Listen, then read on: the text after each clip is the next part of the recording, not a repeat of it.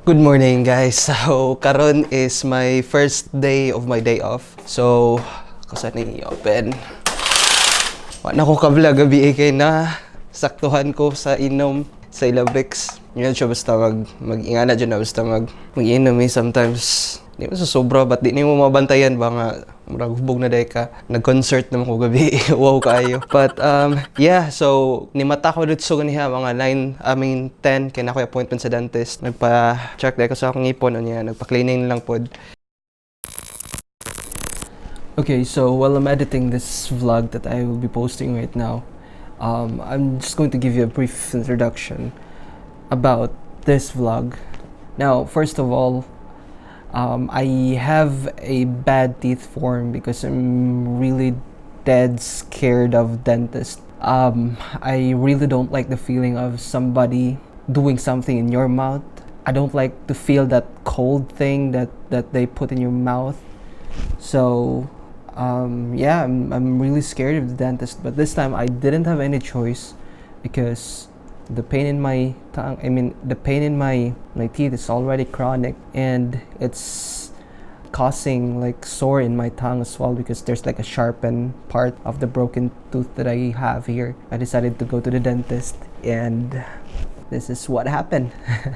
This is just an addition to the vlog. So back to the vlog. Og pakita na ako sa inyo pila ang mga bayaran or pila usually ang cost dire for like having your teeth checked or what. So ganiha wala ang dentist man next week Wednesday mo balik ko dito para itiwas og cleaning ang ubos na pod nga part. So manan ibabaw ubos na pod nga part next week og ang dentist appointment pod para i-check nila kung kinahanglan na ba ni Ibton or madala pa og fill ang akong ipon. So akong nabayaran is, I don't know if you can see this, $113. So this includes x-ray, panoramic something, I don't know, scaling. Kaning scaling ang nakapamahal ani. Ay dili kaning panoramic scaling ang nakapamahal.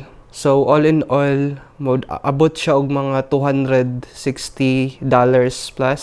But since covered man sa akong insurance ang 80%, nahimo na lang siya og $113.44. Dapat nta akong mabayaran is, let me show it to you para di ilibog. So kani siya, kaning x-ray $47.30, periodic evaluation mo siyang $66. Panoramic scaling siya ang $18. So kaning $71 kani panoramic, mauna siya ang wala na cover sa akong insurance kay dili man gud siya necessary. Wala pod ko kahibaw nga di siya ma-cover. Kung kahibaw pa lang ko ano takunog pa ko na ni. So maunang niabot og 113 akong total minus na ang akong insurance. So kung magpa-dentist din mo guys, akong ma-advise niyo is make sure nga kahibaw mo daan kung covered ba ang ilang buhaton sa imong insurance para at least ma-aware ka. Og yeah, dapat jud ka mag-andam kay mahal jud kay dentist dire. Kung pwede pa lang unta, if katong na pa ako sa Pilipinas, nagbasol jud yung ako nagpa-dentist dito kay mas barato pa, tapos nindot may gihapon ng serbisyo sa Pilipinas ang ilang mga kuan. But dari mahal jud, mahal tanan. So mao na gubot dahil guys tanan akong room, bulingon, stuff. So luto pod ko, gubot kaayo. So pakita tamo sa akong luto ni. So I think successful ni nga luto karon kay mura akong itilawan gani halami man. Limpyo ko, pakita tamo sa before og after. Before ug after niya ako cinematic na pod. So sige, start in 3, 2, 1.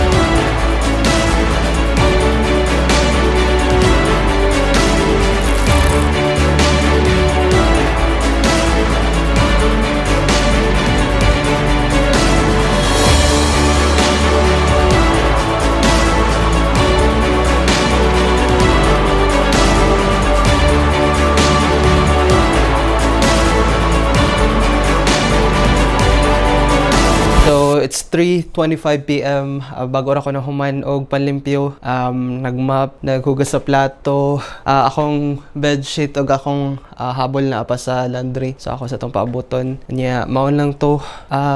The weather outside is really good. The sun is up. I don't know if you can see that. But it's -6, so it's still cold.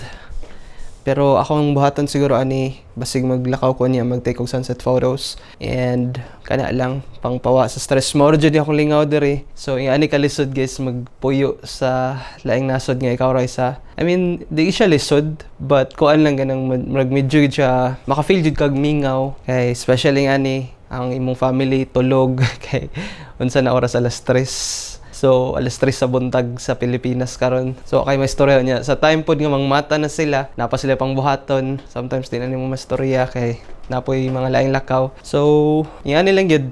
Laban lang, buhay OFW.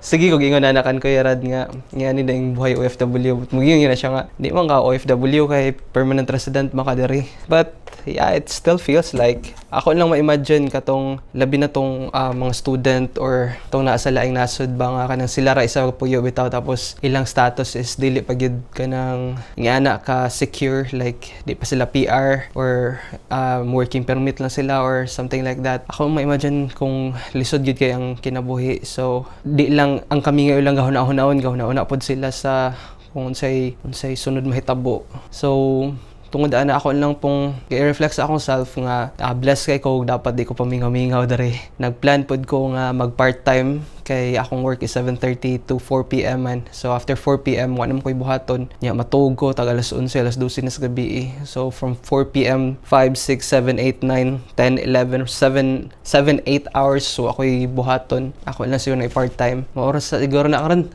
Again this is Saturday this is the Saturday for me. So my first day of my day off. So ting laba, ting limpyo, ug unsa pa na. So anyway guys, salamat kay sa pagtan-aw. Kung napay masud sa akong nahuna today di pa na ako ni end nga vlog akong ibutang diri. But talk to you in a bit.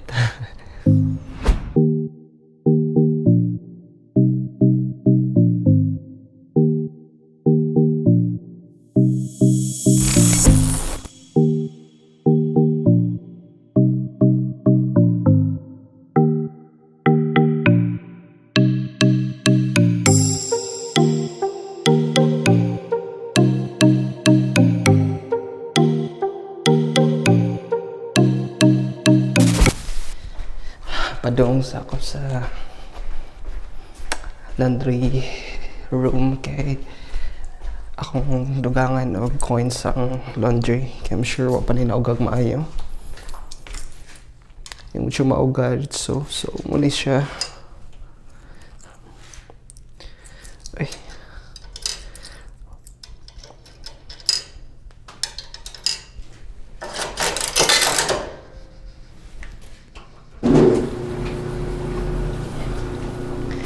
so mga paabot ng mga one more hour and then pwede na to kwaon.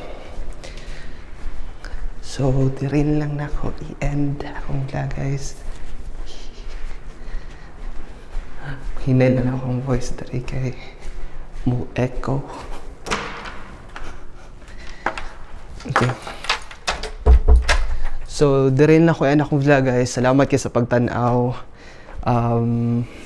Amping mo kung namoy mga pangutana, bisag unsa nga akong matabang sa inyo ha.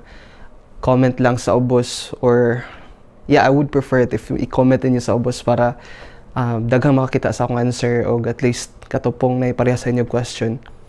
Makakuan lang, makabasa lang pod. So thank you so much again. Salamat kaayo sa inyong tanan ug may adlaw sa tanan. Bye-bye. You lifted me up, you sailed me away.